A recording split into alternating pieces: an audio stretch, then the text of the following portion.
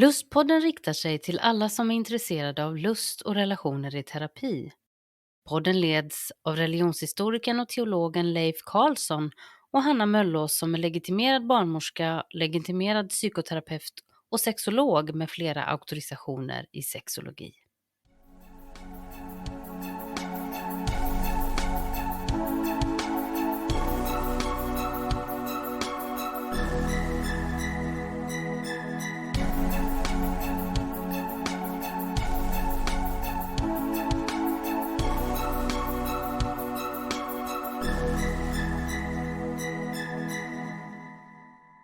Dagens lustpodd är en del i vår serie om lust där vi försöker gå igenom lite ord på bokstaven L som har med relationer och lust att göra. Även för dagens samtal så har jag med mig min vän och kollega, den tillräckligt gode good enough, Leif Karlsson. Oj, det var en snygg introduktion här. Ja, visst var det. Att man är tillräcklig. Ja, det är inte eller kanske dåligt. tillräknelig.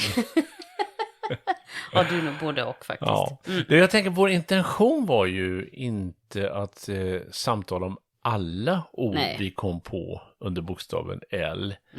Men vi började i alla fall förra veckan med några riktigt viktiga ord som fick oss att landa i the good enough sex model. Vi kom inte långt på orden L som berör lust och relationer. Nej, men det var ju heller inte meningen. Vi skojade lite om det, att Julia hade nog fått, hon kunde nog redigerat bort ganska mycket tror jag. Ja, verkligen. Ja, det gjorde hon inte, men hon undrade ju lite på skämt om till exempel ordet luta handlar om ett musikinstrument. Ja, just det. Ja, det kan ju faktiskt vara lite sensuellt med instrument. Men det blir ju tydligt här då att ord kan betyda så många olika saker. För ordet luta kan ju betyda det och det kan betyda att man lutar mot någon. Men sen är det också så, rent sexologiskt så är ju ordet luta ganska viktigt när det gäller sexuella ställningar till exempel. För om man ändrar läge och så och lutar sig på olika sätt så kan ju det vara skillnaden från att någonting blir skönt till att något gör ont vid sexuella ställningar. Men då kanske vi faktiskt ska ta ett ord som är viktigt på L. Jag tänker på ordet lust. Ja, det känns ju som ett ganska självklart ord i den här serien. Jag tycker det är viktigt att vi poängterar det vi så har byggt hela den här podden på egentligen, att lust har inte enbart med görande eller plikt att göra, utan det kan vara en del av lusten. Men det handlar också om lekområden, fantasi, om symboler, om känslor. Och för mig som sexolog så blir det ju så tydligt tycker jag att allting i livet egentligen handlar om sexuell energi. Och som det sades i den här good enough sex model så hör ju sex livet till och livet hör till sex på något sätt. Det går inte att dela upp vad som är vad. Allt är integrerat och berör vår livslust, vår matlust, vår träningslust, vår arbetslust. Så jag menar att lusten är kopplad till ansvar för livet och relationer och oss själva. Men också till längtan antar jag? Ja, längtan är ju ett viktigt ord faktiskt här, som också är på L. Och jag skulle nog säga att ju mer jag jobbar med de här frågorna så inser jag att kanske det som definierar lust och någon slags kärlek i lusten, det är just det där att man faktiskt vill sig själv och andra väl. Det ger på något sätt en grundläggande trygghet. Men också om jag har känslan av att du vill mig väl, då gör det inte så mycket om vi missförstår varandra. Då kan vi ganska lätt reparera det som går sönder.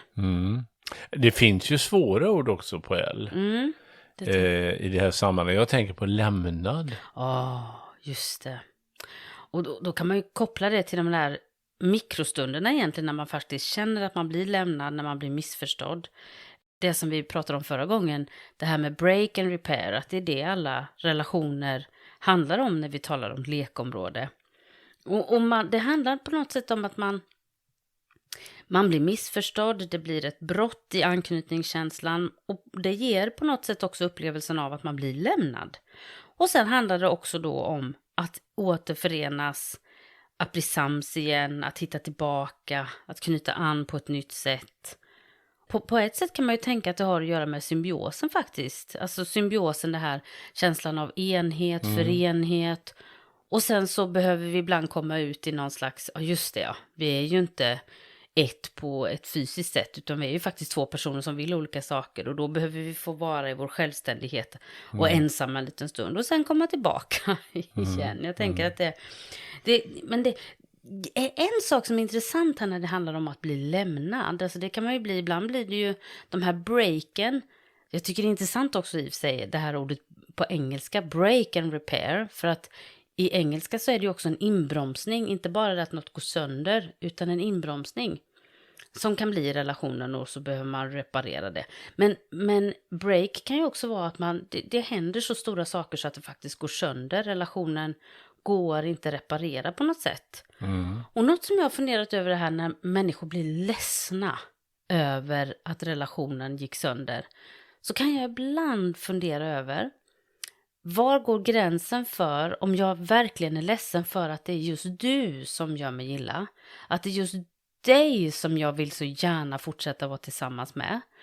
Och var går gränsen till att det egentligen handlar om att det är kränkande att bli lämnad?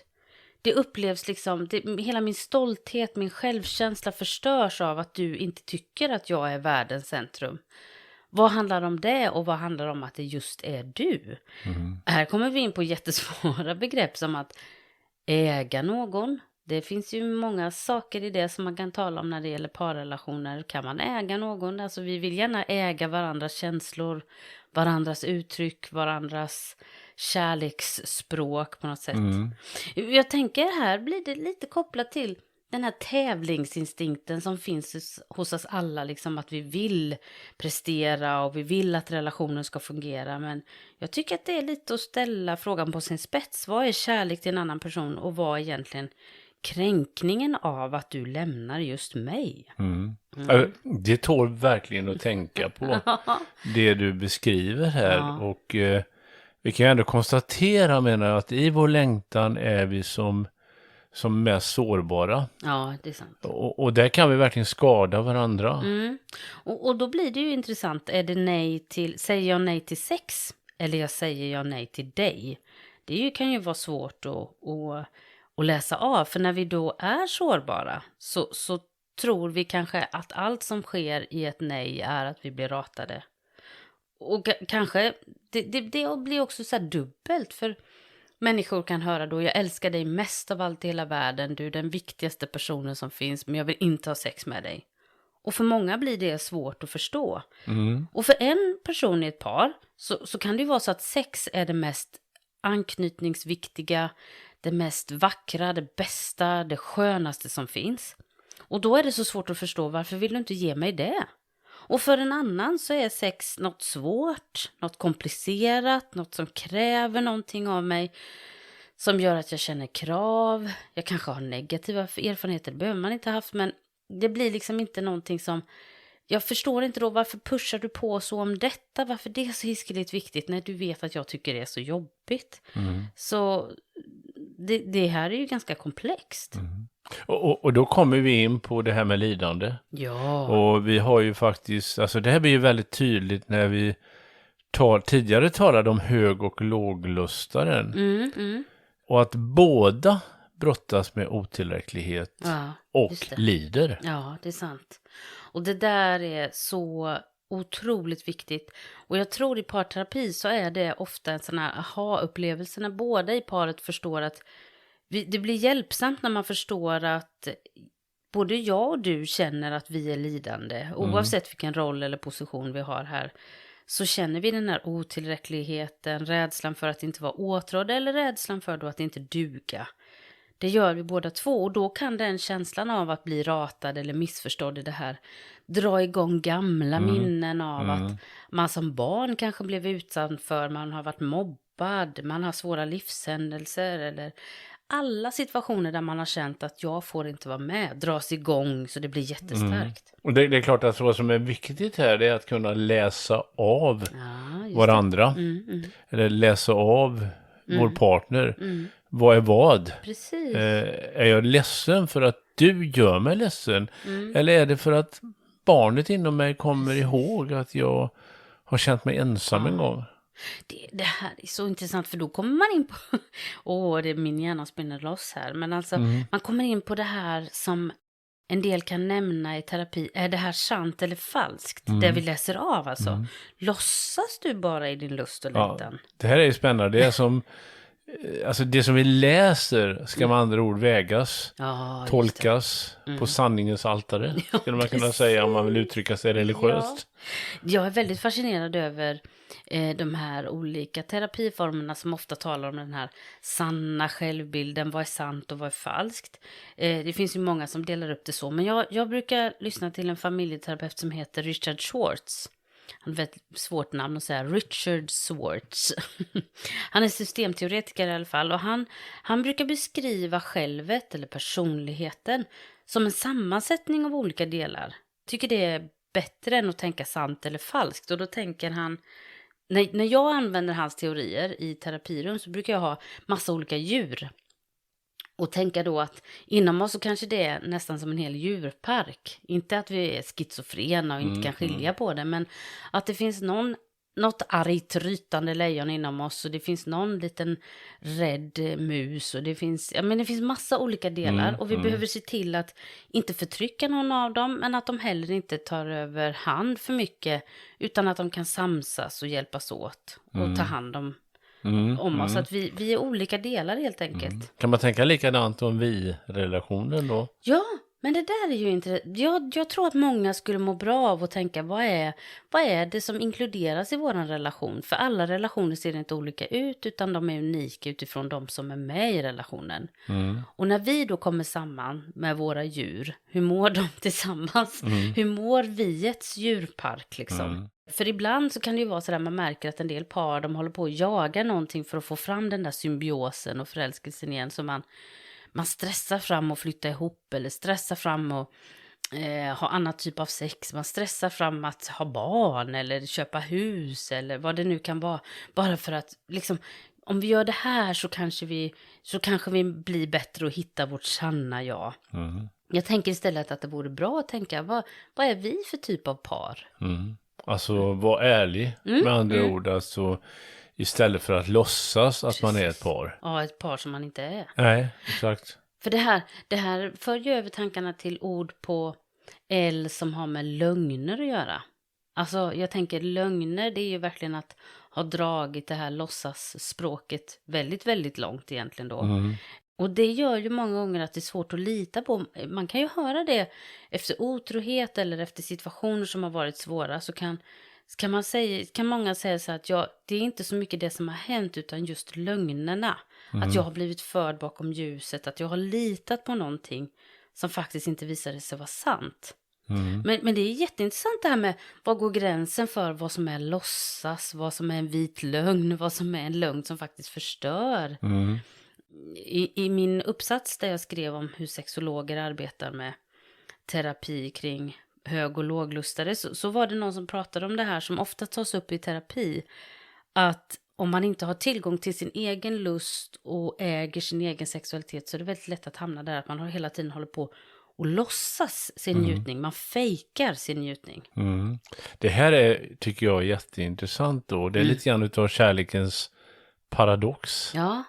Att för att knyta an behöver jag sänka garden inför dig. Men då riskerar jag ju samtidigt, om jag är så ärlig, att också bli riktigt, riktigt ratad. Precis, och då är det ju inte så konstigt att många vill ha masken på så att säga. Man vill inte riktigt ta av den. Och till slut är det ju en del som kanske knappt vet vad är sanningen, masken eller inte egentligen. Men sen kan det ju också vara jag har mött dem som skäms för sig själva, som har dålig självkänsla eller vad det är. Och då ibland kan det också vara så här, det kan ju vara det här att man låtsas, det kan vara ett slags passivt motstånd på något sätt till en person som man egentligen inte vill vara med. Till exempel att man tänker så här, ja, jag kan låtsas här och få igång dig och du tror att jag är jättemed, men egentligen skulle du bara veta, jag tycker inte alls om dig. Alltså det finns ju någonting passivt aggressivt i det också. Att jag tänker minsann inte låta mig förföras av dig. Och i samtal när människor kommer kring de här frågorna så här, och säger det att jag vet precis hur jag ska låta sexig så att jag får igång min partner eller sådär. Men jag egentligen inte bryr mig. Så kan man kan ju liksom samtala om och urskilja detta lite. För det finns ju naturligtvis sammanhang där det blir nästan som en lögn. Men det finns också sammanhang där jag kanske behöver få låtsas lite för att tillåta mig att känna lust till slut. Ja. Man försöker se ut som om man njuter eller låta som att man njuter. Ja, och då, det är ju faktiskt intressant det där med hörsel. För jag tror att vi ibland glömmer hur viktig hörseln är för vår erotiska avlyssning så att säga. Och då är ju inte bara hörseln viktig för personer som har god hörsel, utan i hörselcentra så uppfattar vi ju även vibrationer. Och vibrationer, det är kopplat också till beröring och upplevelsen. Och jag tänker rent när man hör ljud, så vet ju till exempel personer man har mött som har varit utsatta för sexuell tortyr eller som har hört andra blivit förnedrade, våldtagna i något annat rum. De har ju skräckupplevelser genom de här sakerna de har hört. Så jag tänker att vi ibland glömmer att ljud är väldigt förknippade till vår upplevelse. Och i vårt samhälle som är ganska stressat så glömmer vi nog de här olika typerna av förnimmelser som gör att vi känner, att vi läser av, att vi förstår vad vi själva vill och vad någon annan vill. Du, jag tänker här på ordet låtsas som vi pratar om här. Det är ju, alltså steget är ju inte långt till det här med fantasi. Nej, alltså låtsas fantasi. Vi har ju sagt någon gång att tanken är fri, men vi fick ju lite lyssnarreaktioner på det, om att det kan upplevas som otrohet om partnern tänker till exempel på andra då. Ja. Som att fantasin alltid måste vara riktad mot partnern, menade ju de här personerna då, att det är otrohet att tänka på någonting annat. Jag tycker det här blir jättesnävt. Jag har full respekt för att någon vill hantera fantasin på det sättet om man vill det. Det säger jag inget om. Men jag tror det blir helt omöjligt att säga att vi ska kunna äga en annan människas fantasi. Jag diskuterade det här med en klasskompis för ett tag sedan som heter Marie Thulin. Vi läste sexologi ihop. Och hon jobbar en hel del med mindfulness för traumatiserade patienter då, som har svårt att känna närvaro här och nu och sådär. Och då diskuterade vi det där, vad svårt det kan vara. Man har varit med om någonting jobbigt, att man ska försöka vara här och nu i sin fantasi och i sin kropp och sådär. Men då resonerade jag kring att man kanske inte ska tänka här och nu, man kanske ska tänka här och där. Okej, istället för här och nu menar du då? Ja, precis. Att det finns de som, för om de skulle avkrävas att du måste vara här och nu, då kanske de inte skulle kunna känna någon lust alls.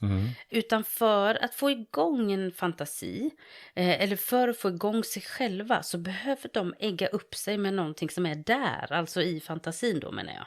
Men nu skulle ju då, kan jag tänka mig, kritiska lyssnare kunna tycka att då är det inte riktigt, det är inte på riktigt. Nej, just det. och om man blir upphetsad för att man tänkt på någon annan, så skulle någon kunna säga att det där är ju inte äkta. Nej, det skulle de kunna säga, men jag har lite svårt att förstå det där. För alltså självklart fattar jag att i vissa sammanhang så kan det gå för långt när man, till exempel om man är i en destruktiv relation och man inte vågar ta sig ur den eller kan ta sig ur den på något sätt. Att man då i sitt huvud försöker fly bort till någon annan plats för att nästan dissociera och använda det som en försvarsmekanism för att slippa vara i nuet.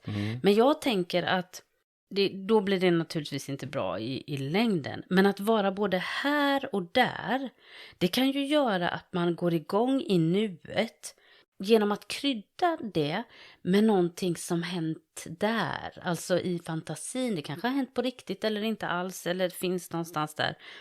För om det krävs av partnern att jag måste vara här och nu, så kanske det faktiskt blir så att resultatet är att jag vill inte vara här och nu. Och skulle det vara bättre då?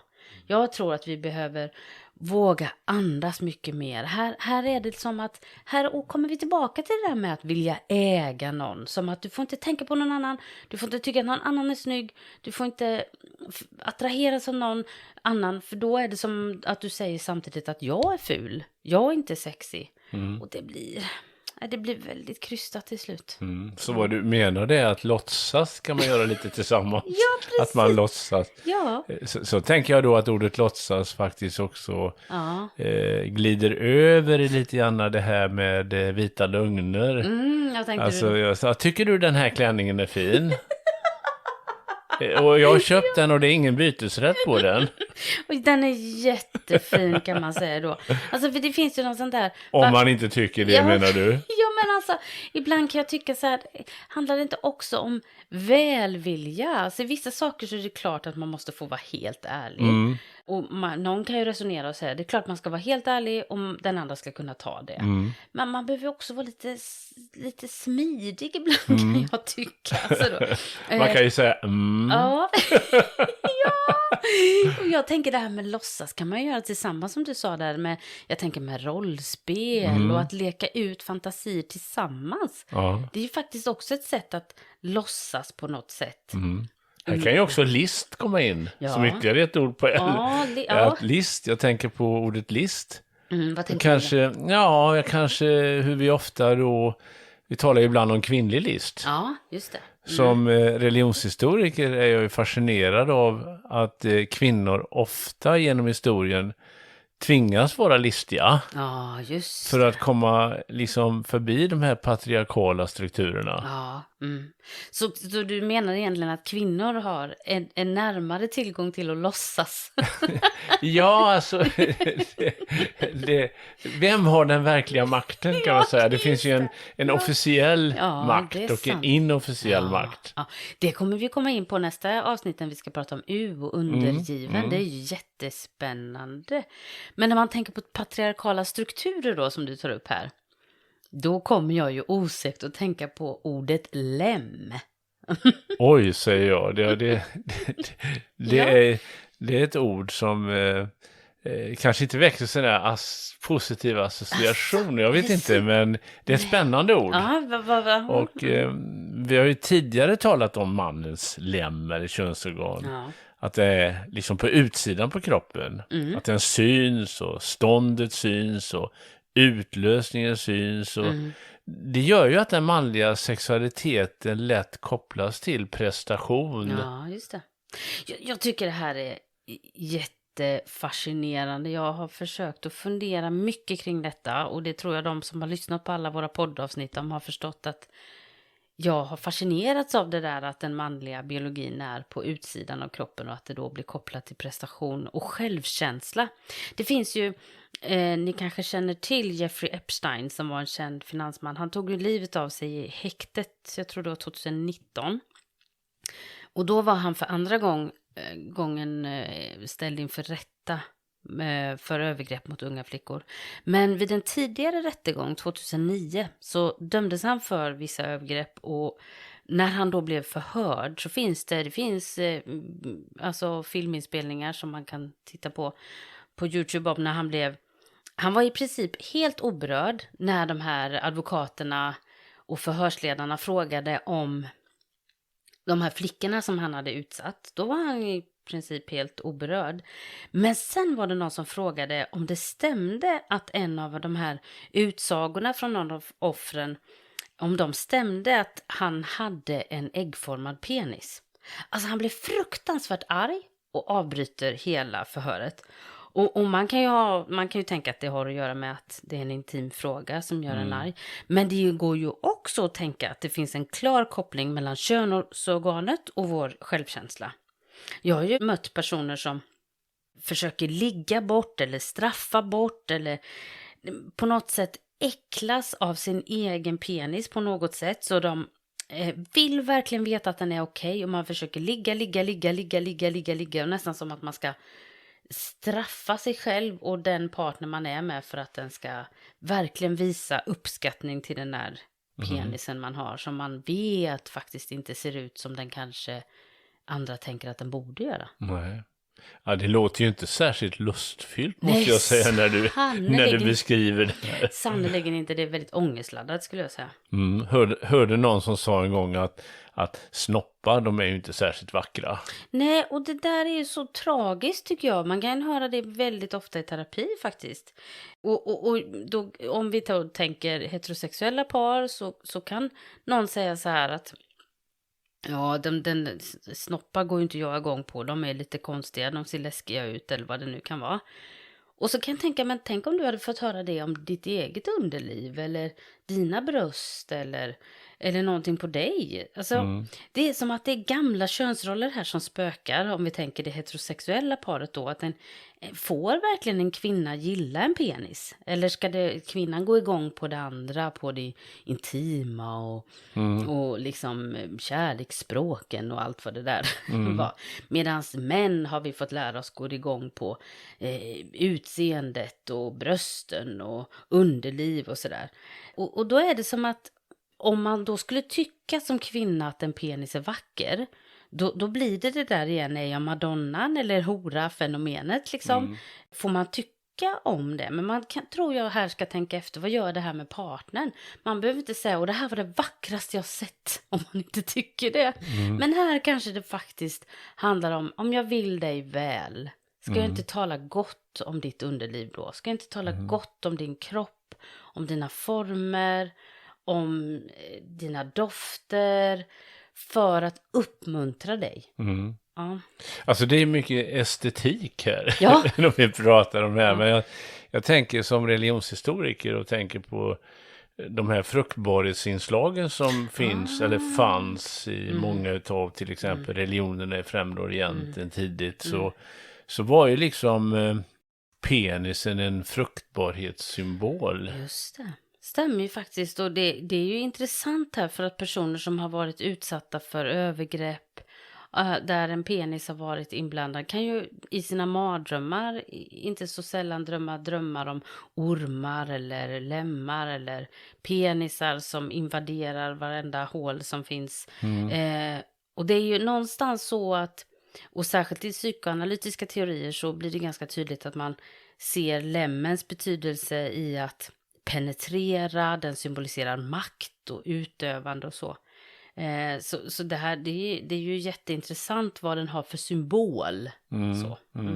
Men du, när vi ändå är inne på könsorgan så kan vi även nämna ordet livmoder. Tänker jag på. Just det. Också och den fina dikten som du läste upp i tidigare avsnitt. Vi talade då om åldrande och hur kroppen gör sig påmind ju äldre vi är. Precis. Eller kroppens, ska vi säga, förfall lite grann. Alltså, jag drog mig för att säga förfall, för det låter så brutalt på något sätt. Men förändring. Kroppens förändring. Kroppens omformulering kan vi säga. Ja. Och jag tyckte det var en väldigt vacker dikt. Det var ju en person som har varit med om att inte kroppen ger de barn man vill ha, utan faktiskt fått 2 missfall och sen då fått en cancer i underlivet, och hur det skakade om relationen till livmodern. Så det är intressant. Och jag tänker så här, avslutningsvis så skulle jag vilja ta upp ett ord på L. Det var nämligen så att vi nämnde ordet landskap i förra avsnittet när vi läste upp alla ord. Och det kan ju någon tänka, vad har det med? Ska vi prata utomhussex nu kanske?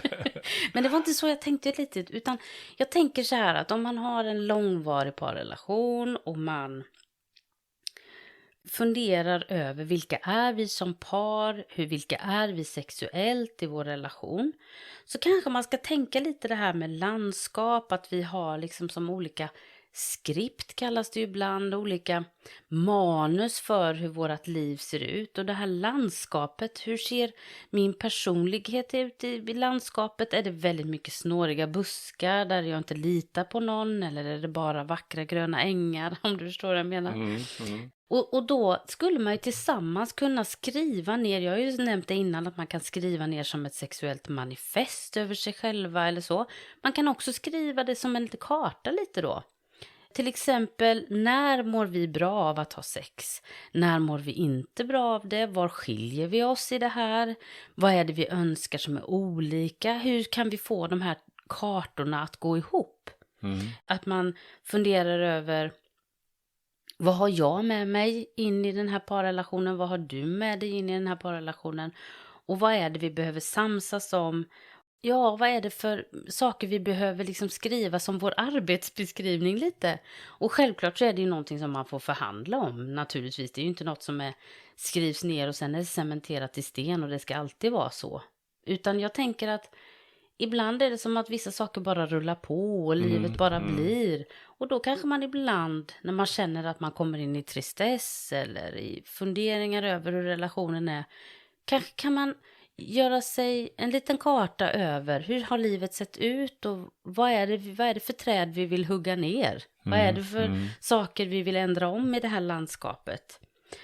Så att vi får må så bra som möjligt. Det kanske var en väldigt filosofisk och långsökt avslutning. Men jag tycker det var en bra, jag höll på att säga nästan sammanfattning av det här hur livets landskap ser ut. Och jag tänker att man kan lyssna på det här avsnittet om Good Enough sexmodell och så kan man använda de här 12 punkterna som de hade.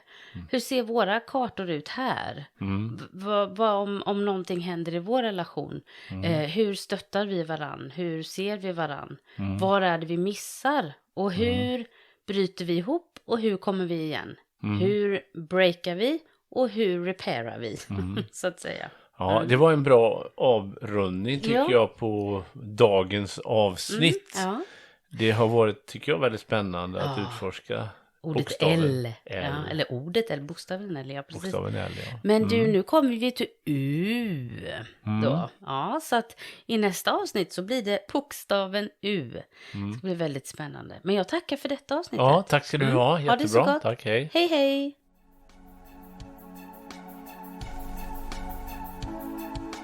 Du har lyssnat till Lustpodden. För mer information och tips från programmet så hänvisar vi till lustpodden.se. Där kan du också kontakta oss om du vill vara med och berätta din berättelse om lust och relationer i terapi. Signaturmelodin är skapad av Johan Nilsson och redaktör och producent och ansvarig för klippning är Julia Linde.